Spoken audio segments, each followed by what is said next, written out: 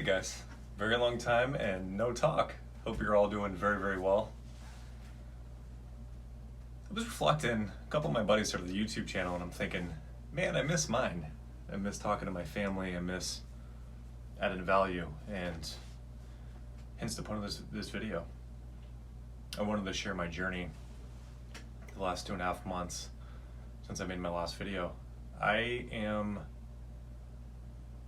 I would say drastically different. The things that I do in the morning are drastically different. The way that I talk to myself are drastically different. The way I hold myself, the way that I look, the way that I feel, it's all changed. I've been practicing the things that I referred to. I am reprogramming my mind. It's been a combination of several things. I'd say really about 3 or 4 things that I do primarily that I think that are the most important in order for me to change my programming. Really, programming is the most important thing that I need to change. If I do not change my programming, I will not change who I am, because my programming is who I see myself as. And if I see myself as somebody who is generally a bad person, I will not do good things that good people do, for obvious reasons. It goes against my character. So if I want to be someone who's successful, or I want to be somebody who's rich, or I want to be somebody who behaves a certain way, I've got to change the programming. Okay, now that that's a solution, how to do that? Most people are not aware of the fact that they even have programming. Our programming was established by the time that we were about 7 years old.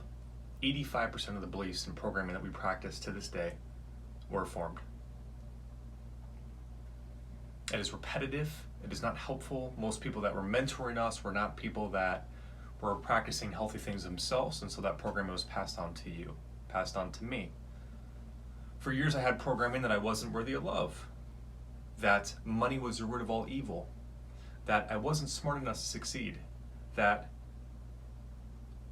God didn't want me to succeed. So many different programmings and beliefs that stopped me from reaching my potential. And I played the victim. It was your fault. It was God's fault. It was the place I was born fault. It was my parents' fault. And I stayed stuck. Being a victim is nice. I don't have to take accountability. People feel sorry for me for so long. I get to save face, but I don't get to grow. I don't get to change. I don't get to reach my goals. I don't get to grow because it's not my fault. Well, with that being said, I realize today I am exactly where I'm at because this is where I believe I should be. And that's the same for everybody. It's scientifically proven that 90 to 95% of the thoughts that you have on a daily basis are unconscious and habitual. You have no idea they're happening. They're under your level of consciousness. So if you were saying, well, of course I don't want to have a poor job. I don't want a boyfriend that assaults me. I don't want failure. I talk about how I want these things all the time. Sure. 5% of the time, which is the conscious thoughts that you have, you are saying those things. The other 95% of the time, if you're even aware of the fact that you talk to yourself, everybody does. It's a continuous thing all day long. And if you are not choosing the thoughts that you want to think, you will be given thoughts by your subconscious mind automatically and habitually, just like you always have. With that being said, here's the first thing that I practice: awareness. Throughout my day, I am mindful whenever I feel an emotion of resistance, annoyance, fear, confusion, desire, right? That's one of the worst emotions, when you really want something, but your programming is telling you can't have it. One of these emotions that causes you pain, that is a direct indicator, hey, wake up. Your mind is telling you some of the old programming that's been there for years. Know it, allow it, feel it. That is the only way that it will ever be changed. If you try to resist it, it will persist. And in fact, if you try to resist it, it will do more to share with you the same exact thoughts and emotional state. It doesn't work. We've done that for years. I did it with drugs and alcohol. I did it with avoiding my thoughts and my emotions. I did it with trying to change my mind. It has to be honored. It has to be felt. If it doesn't, it will continue to persist. It's a promise. And you know that in your own life. You've experienced that. I'm not telling you anything new. The second thing, affirmations. I listen to affirmations on such a regular basis. I listen to my affirmations that I recorded. For instance, one of mine that I used to have was, I'm not worthy of love. So I have an affirmation that says, I am worthy of love. I am deserving of happiness. I'm deserving of success. I love who I am. I am perfect as I am. I love that affirmation. It makes me feel great. I'll listen to my affirmation for about an hour, hour and a half every single day. I then listen to several different YouTube individuals. I'll listen to Neville Goddard. I'll listen to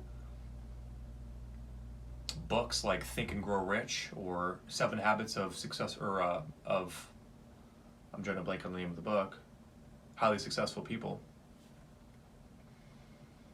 I'm listening to things like that all day long.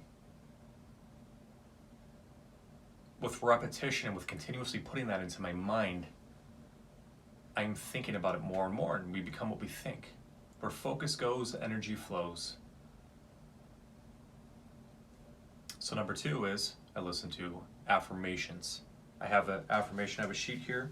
I keep in my pockets all my affirmations of things that I'm putting in my subconscious or goals that I'm working towards, and why it is that I'm choosing to reprogram my mind. It's on me all the time. Whenever I start feeling disempowered, my brain will start obsessing with old behaviors or thought patterns. I will take a couple of deep breaths and I will start reading this. I'm not going to show you mine, it's personal. I'll start reading that. And what happens when I read that, it breaks the stream. It breaks the continuous thought patterns that I used to accept as law and behave off of. And the more that I break that stream, the more that I start writing my life the way that I want to experience it, the way that I start thinking the way that I want to think, the more that I start behaving the way that I want to behave. If you haven't done the 7-day mental diet, I would highly suggest it. It is challenging, especially at first. You will notice that your brain is pessimistic a lot more than you originally thought. When I first started a while back, I thought it was very positive. I was for sure one of the more positive people I thought. That was not correct. Through repetition and doing it continuously, now it is correct. I feel as though I am very positive. I am very optimistic. I still have negative things come up. I don't feed them though. I choose not to feed those thoughts or those judgments. I will pay attention to them to see why they came up. What was it saying? Usually when I see an irritation in somebody else, it's something in me that I don't like, and they're simply reflecting that. And I get to heal and accept that. So awareness, affirmations. My next one is cognitive reframing. Before I go to bed at night, let's say that I got, rejected by this girl that I liked. And before I go to bed, I will see the same situation happening. However, in my mind, I will see me succeeding instead of getting rejected. And I will feel the emotion as if I have it now. And I'll play it back in my head over and over and over again. Tony Robbins talked about this. Sometimes I'll play it backwards to take the power away from it. Play the scene backwards. See myself succeed. If I'm still taking it serious or it's feeling painful, I'll play it backwards and I'll add some Mickey Mouse ears to the person. I'll change my voice to where I sound like a mouse in my head, etc. I switch it up to where it's a fun and exciting situation instead of a situation that's painful or where I was rejected or whatever it is that my mind perceived as negative. There is no negativity. Life simply is. At all times. There is no meaning until I assign it one. Life just happens. Life is just an experience. It requires you to put a label on what the experience is in order for you to have that experience. Rejection isn't something that's painful, although that is the natural habitual response to somebody rejecting us, is it equals low self-esteem, hurt. But why? Rejection is in fact empowering. It's teaching you what you can do. It's teaching you where you can grow. It's teaching you how you can do better. Cognitive reframing allows you to see things in a different light than which you automatically take as law. You start going from someone rejects you and then you feel a certain way to someone does something and you respond how you want to respond. and you change the whole thing. You ever notice? You go through something really big in your life. Let's say it's a person that you're fighting with or whatever it is. You decide internally, you make a decision that you are no longer going to see that person that light, or you're going to do something different. What ends up happening? The person changes. Coincidence, huh? That your inner voice changed, and so did the outside. That is the law. What we see is a reflection of internally what we believe to be true, what we contemplate about, what we're aware of. So cognitive reframing is the third one. And fourth is visualization. I visualize often. I see myself speaking in front of crowds, large crowds, and sharing my presentation. I see people clapping and feeling so grateful, or I will see me at my release party for my book, and I'm signing people's books, and I'm giving people hugs, and I'm smiling, and I'm so grateful that I'm there, and I'm feeling the emotion that I would feel when this happens in my life, because it will happen, I know at this point. Scientifically proven, your brain does not know the difference between you actually physically doing something and you visualize yourself doing something, as long as you add emotion and human senses. Knows no difference. Check this out on Google if you like. You had two set groups. One group shot the basketball for, I believe it was like an hour a day or something like that, for 8 weeks. The other team went into a room and visualized. Were instructed to use all their senses: touch, smell, feel, emotions, etc. They both did their thing for an hour. Well, who improved the most after the time frame? Who do you think? The answer is they improved the same. I took them back together to shoot hoops physically in person after the 8-week course or training. The people that visualized improved just as much as the people that were actually shooting hoops all day, every day. Or, I'm sorry, for 1 hour a day. Your brain does not know the difference. So visualizing gives you experience to do things without you actually physically being there. So for instance, I'm speaking in front of a crowd of 500 people. That has not physically happened yet for me. Yet I do it internally all the time, so when it's time for me to do it, I know I'm going to do extremely well because I've already done it 1,000 times in my mind. When I speak, people whisper what it is, and internally I say to myself, I'm inspiring. I am a well-paid and known motivational speaker, inspirational speaker.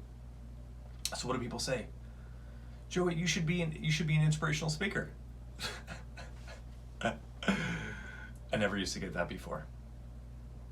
Internally, what you conversate with yourself all day is the exact same as what you're experiencing externally. Here's the trick. If you want a new external, you have got to change your internal. As the carpenter said, if you continue to have conversations of the old man, you will continue to have the same experiences of the old man. Meaning, the old man is a self-talk. The way you're talking to yourself, the way you're perceiving your world, the things that you are entertaining. I have conversations with myself all the time from a point of being an inspirational speaker. I am already there. I'm already paid the amount of money that I want to be paid. I'm already helping people the way I want to help people. I already see people responding to me the way that people are responding to me when I'm doing this. And I talk to myself like that all day. You may think, that's crazy, I'm not there yet. That may be true, but pessimism isn't accurate either. However, it is because you believe it and you tell yourself that that's your truth of your situation, and then it ends up being your actual situation. Change the internal conversations that you have with yourself from a point of, let's say you want to be an artist. Obviously, you have not done it yet. Start saying, man, I'm really glad that people appreciate my art. It's really crazy to me that I just sold a piece of art for $5,000. I just started. It's a crazy conversation. It hasn't happened yet. That's called faith. Faith is denying your senses. It is denying your logical brain. And it is assuming that you are reaching this goal, that you have this thing that you physically do not have yet. I got this tattooed on me. The fool who persists in his folly shall become wise. Meaning, if you persist in your faith long enough, you visualize yourself doing these things, you believe that you are capable of these things, and in fact that you have them now, once that internal truth has been established, within a short amount of time, your external will reflect that internal truth. One of my mentors that I listen to, his name is Joseph Rodriguez. He said this, is that most people are expecting a fire without the wood. That's not how it works. You put in the wood and then you get the fire. The wood is your thoughts. You've got to change your thoughts. You've got to change the way that you talk to yourself. The emotions that you feel, choose to feel good now, because really, why is it that you want that career, that you want the money, that you want these different things? The emotion that you feel that it's going to give you, that's why. So choose to feel happy now. Why can't you? Why is it that you can only feel happy when you watch a happy movie or a funny movie? Why is it you can only be happy when you're reaching a goal or someone says nice to you? Why is it that you can't feel happy now genuinely without an outside stimulus to tell you to feel a certain way? The answer is because of our programming.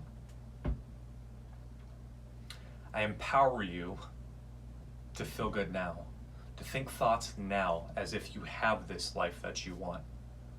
Visualize now, believe that you are the person now that you want to be. Keep assuming, and I guarantee you that which you assume, if you persist in, will be your very shortly external reality. Love you guys. Thanks for watching the video. It was good catching up with you guys. Namaste.